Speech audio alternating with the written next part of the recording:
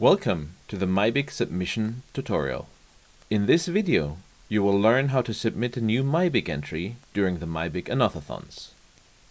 Starting on the Literature entry tracking sheet, we go to the Literature tab to select a paper to work on. I will choose paper number 00000009, encoding a new lantipeptide. So I'll go, and in order to reserve the entry, I'll head over to Slack. And because a lantipeptide is a RIP, I'll head down to the RIP interest group, and I'll claim this paper to avoid duplicating effort. So let's just go and say claim paper 000009 Kai Flynn. There we go. So now everybody knows that I'm already working on this paper and we won't duplicate any effort. Now let's head back to the entry tracking sheet, and on the first tab there's a link to the MIBiG submission portal. Let's go and head over to the portal. Because this is a new entry, we'll hit the new submission button. To fill out the form, we need to get some information from the manuscript. Because the manuscript is not open access, I had to get access via our library. Your mileage may vary. Now, let's scroll down here a bit and see if we can find an identifier for a GenBank, a tag. And in this particular case, it looks like the accession number is NZ CP022163. Now, I know that this is a refsec identifier, and for MIBiG we want to avoid using refsec. So I'll just go ahead and steal just the accession here without the NZ underscore, and let's go ahead and open the Antismesh website, and let's give it a quick run to see if we can find the cluster. So I'll just copy the accession number in here, and I'll enable the MIBiG cluster comparison for good measure, and I'll hit submit. And let's go and wait for a bit for this analysis to run. Okay, the Antismesh analysis is done. Let's go and look at the results to see if we can find our class 3 lantipeptide. So scrolling down a bit, I can see a class 2, a class 1, another class 2, and a class 4. Now, I happen to know that class 4 and class 3 are very similar, so let's have a look at this entry and see if this might be our cluster here. Now, because we have used the GenBank entry, we can't use the protein IDs from the paper to identify our gene cluster. And because we didn't have an exact match, we need to try something else.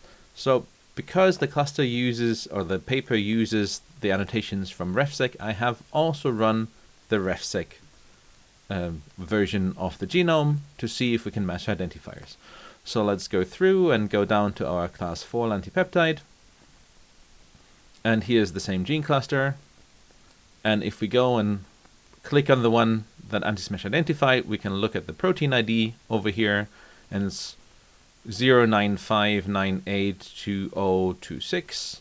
And if we go look at the paper, scrolling up a little here, we can see that the modification enzyme is 95980226. So that's the same identifier. We have found our gene cluster.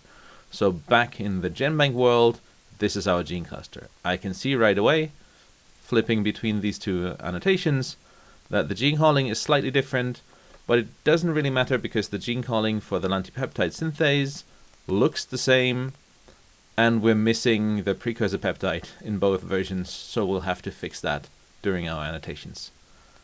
Okay, so now we do have information that we can fill in to create a minimal entry. So we have the locus or the record identifier from NCBI, so I'll just go ahead and copy that and put it in the genome identifier field.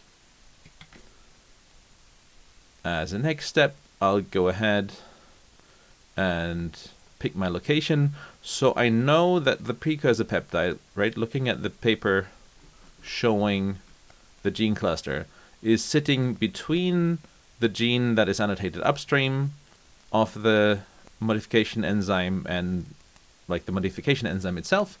So it's going to sit between these two here. I mean, technically in the paper between these two, but like those two here, they share their stop codon.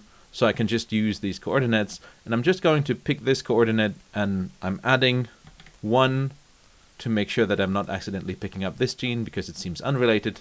So we'll go in and paste in the coordinate here, and we'll increase it by 1. And then I can go back and I'll go and pick up the last coordinate of the modification enzyme, and I'll put this in as the end coordinate. Okay.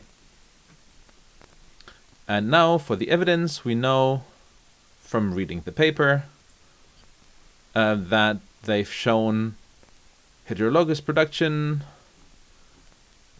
They've shown site-directed mutagenesis, and they also have done MASPEC. So there's really a lot of information here. So we can like start and say like they've done heterologous expression, and that was shown in this manuscript. So let's go and grab the document identifier here from the top. I'll just copy the link here because that contains the DOI, and I'll just like paste it in here, and then I'll just remove all of the stuff that's not the DOI. So let's go ahead and delete all of that and put a DOI in front of it. Yes, so that looks good. And in principle, I would go and add additional evidence because we also know there was a knockout and there was MASPEC evidence, but it seems like the additional evidence button isn't working at the moment, so let's just skip that for now. But we do know from the paper that the compound is called boletopeptine, so I'll just go ahead and copy that one as well to put it in here. Now if I click Create New Entry, we're going to run anti-smash very quickly to get some further information here, and we can see that anti-smash has run because it has fetched the tax ID and has fetched the name of the strain here. So we can hit the biosynthetic information. As the next thing, we want to add the biosynthetic class. We know the class is ribosomal, and the subclass is lantipeptide down here. And the peptidase we can fetch from the anti-smash annotations again, so we know that this is the peptidase. So we'll just pick the locus tag here. You can pick up the locus tag or the protein ID. I'll just go ahead with the locus tag. And I'll put it in here.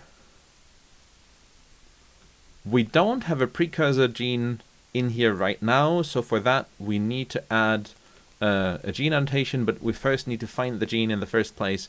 So I'll skip this for now. I'll hit Create Class.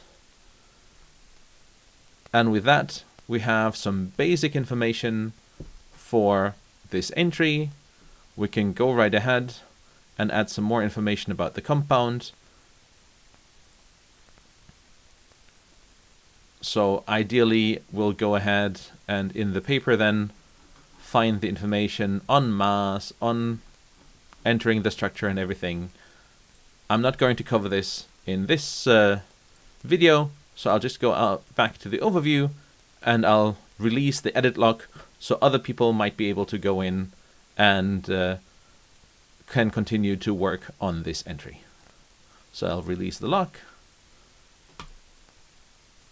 And now you can see that there's some information that can be edited, but the nice side effect of releasing the lock now means that other people can go in, like work on the gene information, work on the compound information without me blocking that. I'll just go back to the entry selection because I'm done with this video. Thank you for your attention.